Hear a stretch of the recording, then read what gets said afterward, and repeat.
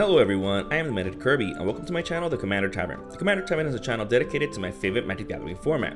The Brewery is a series on this channel showcasing my spicy brews under the deck text. On this episode of The Brewery, I'll be discussing my take on Octavia Living Thesis.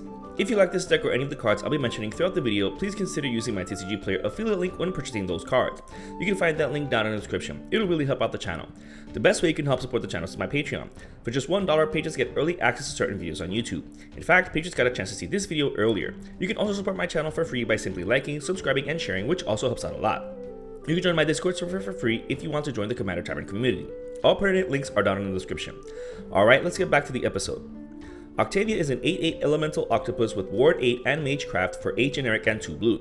Just barely passing the vanilla test, Octavia is a meme of a card considering that the number 8 appears 8 times on it, whether the numeral or the word 8. While that might seem cute and appealing to some, being an 8/8 commander is no joke. That makes Octavia a 3-turn clock at the very least. The casting cost isn't even that big of an issue, since it costs 8 less to cast if you have 8 or more instants or sorceries in your graveyard. Word 8 is quite the bonus and might as well be hexproof since it's so costly for an opponent to target it with anything. While all of that is amazing on its own, its Magecraft ability is pretty busted as well. Whenever it's triggered, you can turn any creature into an 8/8. Wait, let me be more specific. Its base power and toughness becomes 8/8. So anything already pumping that creature still pumps it further, and thus Octavia shares the love. If it's an 8/8, then anything else can also be an 8/8. Quite the positive role model. Thus, Octavia lends itself to be a very straightforward and actually quite cheap on a budget commander to build around. In this case, the core of my deck is cantrips and cheap unblockable creatures. Cantrips are already good on their own, but once you have 8 of them in the graveyard, Octavia just costs double blue to cast. And then each other cantrip you cast will make an unblockable attacker 8/8. So let's get those out of the way before we see the other layers of the deck.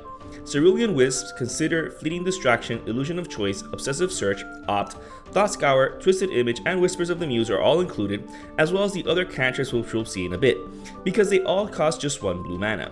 Having all the cantrips cost just 1 blue mana helps in casting as many as possible in order to get Octavia out as early as possible. Most of them being instants also helps in casting them whenever it's most convenient, especially in response to damage. Brainstorm, Ponder, Preordain, Sleight of Hand, and Serum Visions are some other 1-cost cantrips that slightly help in top deck manipulation. Regardless of how many cantrips you decide to add to your own Octavia list and in what ratio to unblockable weenies, definitely keep these 4. Visions of Beyond is another strong contender since it has the potential to be an ancestral recall if your graveyard is full of spells and fetch lands. Peak, Clairvoyance, Sorcerous Sight, and Gitaxian Probe are 4 more key cantrips to include since they also give us information on our opponent's hands.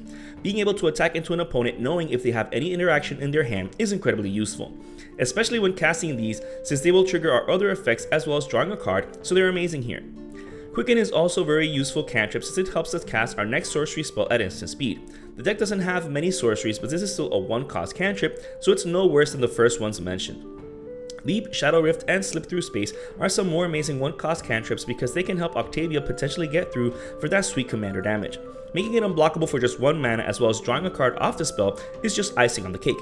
But soon enough we'll see some more ways of making Octavia even deadlier. Seagate Restoration, the final card drawing spell on the deck, might seem like the odd one out considering it costs a whopping 7 mana to cast.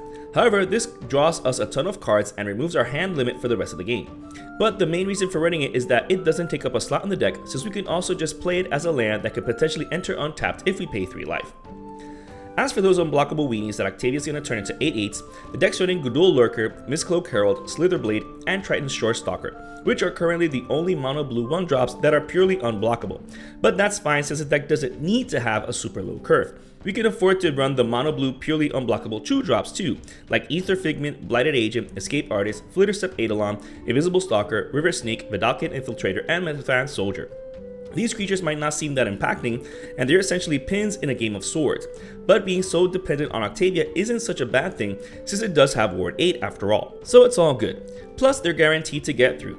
Other 2-drops like Looter Il Core, Wu Light Cavalry, Wu Scout, Thalakos Seer, and Thalakos Sentry are almost guaranteed to get through, but let's face it, they're getting through. How many pods have you been in where players are running a bunch of creatures with Shadow and Horsemanship? As a bonus, the Scout is also another way to see an opponent's hand. Inkmoth Nexus has an honorable mention since it doesn't take up a slot in the deck and only costs 1 mana to turn into a 1/1 flyer with Infect. If any opponent doesn't have a suitable blocker against it, they just got 8 poison counters from it, so it could potentially end games pretty quickly. Access Tunnel and Rogue's Passage also help with that and don't take up slots in the deck either. Either one can make Ickmoth Nexus become unblockable and then in response to damage, cast any cantrip and make it 8/8. However, Rogue's Passage can also be used to make Octavia unblockable, which is quite helpful in taking out opponents as well. In fact, an unblockable Octavia equipped with Grafton's exoskeleton can be pretty nasty indeed, especially since it makes Octavia a 10/10 with Infect, which is enough to one-shot anyone it's able to smack. So Rogue's Passage does a ton of work here. Talran Sky Summoner, Murmuring Mystic, and Dawson of Perfection also help the weenie turned octopus strategy by doing multiple things at once. They create flyers when you cast an instant or sorcery, while Dawson of Perfection doesn't create flyers until it transforms into final iteration, since that gives all of our wizards flying and +2/+1. In any case, if we fill our stack accordingly, we can make the most of their triggers. If we control Octavia and then cast an instant or sorcery, we have to resolve these effects first before we resolve Octavia's trigger. That way we get the creature token and then we can make that token 8/8, which is amazing to do in response to blocks. Either way, these flyers add up as the game progresses. So unless someone wipes the board, which we can potentially prevent with the deck's control suite, we can overtake the board with plenty of 8/8s with evasion. These weenies also help us draw into cards as well, thanks to Bident of Thassa, Coastal Piracy, and Reconnaissance Mission. Drawing one card off a one-cost cantrip might seem underwhelming in Commander, but keep in mind that the card is replacing itself as well as making an unblockable 8/8, which is nothing to scoff at. However, even if we're just attacking with a bunch of unblockable and or flying weenies, we can draw a ton of cards off of them regardless, thanks to these 3 enchantments. They do a ton of work. So does Archmage Emeritus. This wizard essentially turns all the deck's one-cost cantrips into double cantrips all for free. Since it has Magecraft, it'll also trigger if the spell is copied, which is a nice bonus, especially if we can draw cards off of our counter spells as well. The deck draws into so many cards that Reliquary Tower is a given, considering how it doesn't take up a slot in a monocolored deck like this one. Sure, most of the spells are just 1 blue mana to cast, but not all of them, so it's fine here. Scroll of the Masters is another card that synergizes with the core strategy of the deck. 45% of the deck triggers this artifact, which is almost half of the deck. We can then activate it in order to really pump up any attacker. This can very easily end games when not dealt with, especially when pumping up an unblocked Octavia or Ickmoth Nexus. The following cards in the deck are the essential card advantage, responses, and mana acceleration of any deck. While Octavia doesn't need that much protecting, our board state does. The deck aims to win via aggro, so a well-timed board wipe or mass bounce spell will surely set us back. Good thing we're in blue, so Swan Song, Counterspell, and Mana Drain are a given. However, those aren't the deck's only counterspells. The deck's also running Disrupt, which is also a one-cost cantrip. Granted, we can only cast it if we're attempting to counter an instant or sorcery spell, but even if they pay the 1, we draw a card. So it's a situational 1-drop cantrip at worst, and a counter magic spell at best. Forbid is possibly the best counterspell in the deck, though, since it has buyback. And not just that, but the cost is manaless, which is even more busted. Being able to keep this up will be very aggravating to opponents, but it's also repeatable Magecraft triggers as well. That being said, Isochron Scepter also helps in that aspect. While casting a copy of the imprinted spell will only trigger Magecraft per se, it's still worth including since we can imprint a cantrip or a counterspell. Better yet, Memory Lapse, the best imprint target for it. This is why I love Homelands, it's the set that keeps giving. This combo really sets back a player, so do be careful who you use it against in your pod. The salt levels of this thing are very high. Hullbreaker Horror is another way to do multiple things at once. It turns all of our instant speed cantrips into bounce spells as well as pseudo counter spells, since it bounces the spell right out of the stack. While it is pretty hefty to cast at 7 mana, once it's on the battlefield, your opponents will have an even worse way of trying to get you out, especially since it helps deal with board wipes like Supreme Verdict, which can't be countered. So just bounce it instead. Cyclonic Rift, Repeal, and Capsize are some more bounce spells in the deck, while overloading Cyclonic Rift obviously being the best thing to do. Granted, it costs 7 mana to do so, but the curve of the deck is so low that it's okay. Repeal might seem a bit hefty to cast as well, but it draws us a card when resolving. So at worst, you can bounce a token for just 1 blue mana while drawing a card. So it's still great. It's no Capsize though, which is like Forbid in salt levels. Being able to bounce anything for just 6 mana is crazy. Having it return to our hand is just more fuel for Octavia and the other effects that get triggered from casting it. It's just so good here. It's possibly the best spell in the deck actually. Pongify, Rapid Hybridization, and Reality Shift help deal with creatures in a very efficiently costed manner, so they're definitely worth including in the deck, especially since it keeps our curve very low. Mystic Sanctuary is another no-brainer and obvious include since it can get back any response we need. We can also get it at instant speed in response to a cantrip thanks to the 4 fetch lands in the deck.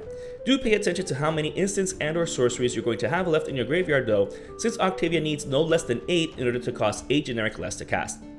As for mana acceleration, the deck's running Sword of the Animus and Sword of Hearth and Home in order to ramp for that basic island each combat step.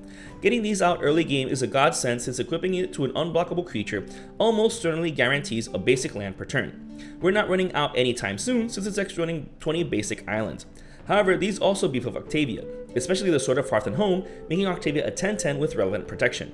With Octavia being a 10-10, Death by Infect is even more certain.